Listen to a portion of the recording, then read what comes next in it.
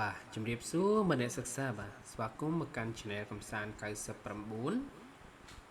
ថ្ងៃនេះខ្ញុំចង់បង្រៀនមិត្តអ្នកសិក្សាអំពីប្រយោគភាសាអង់គ្លេសទូទៅចំនួន4-5ប្រយោគដែរ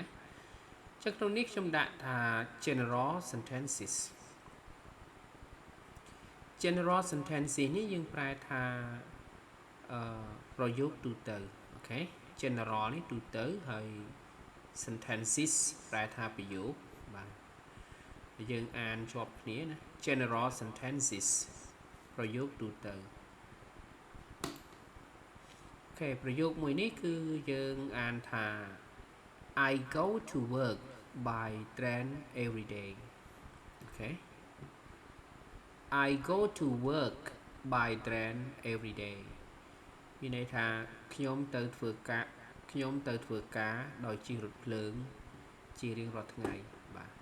ញ្ចឹង go to work នេះយើងប្រែខ្មែរថាទៅធ្វើការ go to work ហើយ by train នេះដោយជិះរថភ្លើង train នេះរថភ្លើង every day រាល់ថ្ងៃអូខេ again ម្ដងទៀត I go to work by train every day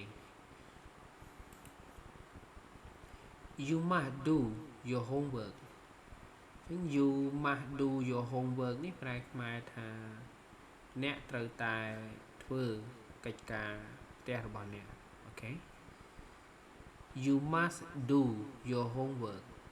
អូខេ must ប្រែថាត្រូវតែណា must បាទត្រូវតែ homework នេះកិច្ចការផ្ទះ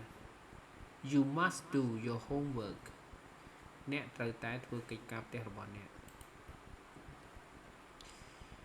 My father enjoy reading books ឪពុករបស់ខ្ញុំចូលចិត្តអានសៀវភៅអូខេ father នេះឪពុក my father ឪពុករបស់ខ្ញុំហើយ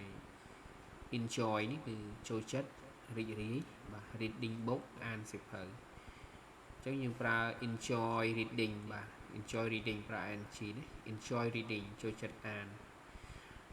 My father enjoys reading books មានន័យថាឪពុករបស់ខ្ញុំចូលចិត្តអានសៀវភៅ We are worried about our society នេះយើងប្រែថាពួកយើងព្រួយបារម្ភអំពីសង្គមរបស់ពួកយើងអញ្ចឹង worry about នេះប្រែថាព្រួយបារម្ភអំពីsociety នេះសង្គមបាទ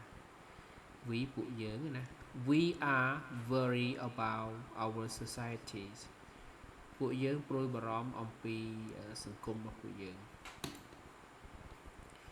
អូខេបន្តទៀត He smokes 20 cigarettes a day មានន័យថាគាត់ជក់បារី20ដើមក្នុងមួយថ្ងៃអូខេអញ្ចឹង smoke នេះប្រែថាជក់បាទហើយ20នេះ20លេខ20 cigarettes បារីហើយ a day នេះក្នុងមួយថ្ងៃអញ្ចឹង He smokes 20 cigarettes a day គេគាត់ជក់បារី20ដើមក្នុងមួយថ្ងៃខាងក្រោមទៀត My students speak English fluently មានន័យថាសិស្សានុសិស្សរបស់ខ្ញុំឬក៏សិស្សរបស់ខ្ញុំទាំងអស់គ្នានិយាយភាសាអង់គ្លេសស្ទាត់ជំនាញយ៉ាងស្ទាត់ជំនាញអូខេ fluently យ៉ាងស្ទាត់ជំនាញអញ្ចឹងយើងអានថា My students speak English fluently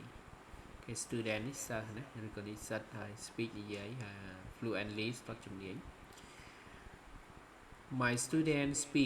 My students speak English fluently អូខេ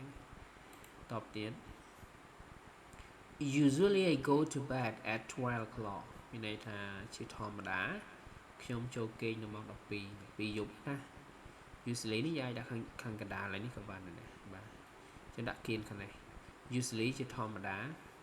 go to bed នេះចូលគេងចូលដេក12 o'clock ម៉ោង12 Usually I go to bed at 12 o'clock អូខេតបទៀត She studies English tourism by herself ចឹងនាងសិក្សាទេសចរភាសាអង់គ្លេសដោយខ្លួនឯងចឹង study នេះប្រែតែសិក្សា study tourism នេះទេសចរ English tourism នេះមានន័យថាទេសចរពិសោធន៍លេ by herself នេះគឺដោយខ្លួនឯងផ្ទាល់ដោយខ្លួននាងផ្ទាល់បាទមានបណ្ណាបរិញ្ញានាងណានាងមើលសភៅមកអីដោយខ្លួនឯងអញ្ចឹង she studies English tourism by herself អូខេបន្តទៀត my nephew works in Ministry of Interior my nephew works in Ministry of Interior nephew នេះប្រែថាក្មួយប្រុសអញ្ចឹងក្មួយប្រុសរបស់ខ្ញុំធ្វើការនៅក្នុងក្រសួងមហាផ្ទៃអញ្ចឹងក្រសួងមហាផ្ទៃអង់គ្លេសថា ministry នេះប្រែថាក្រសួងហើយ interior នេះគឺផ្ទៃក្នុងមហាផ្ទៃនឹងប្រែថាអានេះគឺផ្ទៃខាងក្នុងបាទផ្ទៃក្នុងអញ្ចឹង ministry of interior នេះយើងប្រែថាក្រសួងមហាផ្ទៃ my nephew works in Ministry of Interior គឺមានន័យថាក្មួយប្រុសរបស់ខ្ញុំធ្វើការនៅក្នុងក្រសួងមហាផ្ទៃអូខេបាទមួយប្រយោគទៀត we don't let other countries invade our land អានេះយើងប្រែថាពួកយើងមិនអនុញ្ញាតឲ្យប្រទេសណាមួយណាប្រទេសដទៃផ្សេងទៀតហ្នឹងឈ្លានពានទឹកដីរបស់ពួកយើងទេឬក៏លុកលុយចូលទឹកដីរបស់ពួកយើងទេអញ្ចឹងកន្លែង let នេះប្រែថាអនុញ្ញាត let other ដទៃផ្សេងទៀត other ណាហើយ country នេះប្រទេស other country ប្រទេសដទៃផ្សេងទៀត invade នេះ invade ប្រែថាលុកលុយឬក៏ឈ្លានពាន invade land ទឹកដីអូខេអញ្ចឹងខ្ញុំអានម្ដងទៀត general sentences I go to work by train every day you must do your homework my father enjoys reading books we are worried about our society he smokes 20 cigarettes a day my students speak English fluently usually I go to bed at 12 o'clock she studies English tourism by herself my nephew works in Ministry of Interior we don't let other countries invade our land បាទអញ្ចឹងយើងមានប្រយោគ4 5ប៉ុណ្ណឹងទេហើយសង្ឃឹមថាមិត្តអ្នកសិក្សានឹងរៀនអានបន្ថែមដល់ខ្លួនឯងហើយនឹងស្រាវជ្រាវបន្ថែមទៀតណានេះជាវីដេអូដែលខ្ញុំសាកល្បងបង្កើតបាទ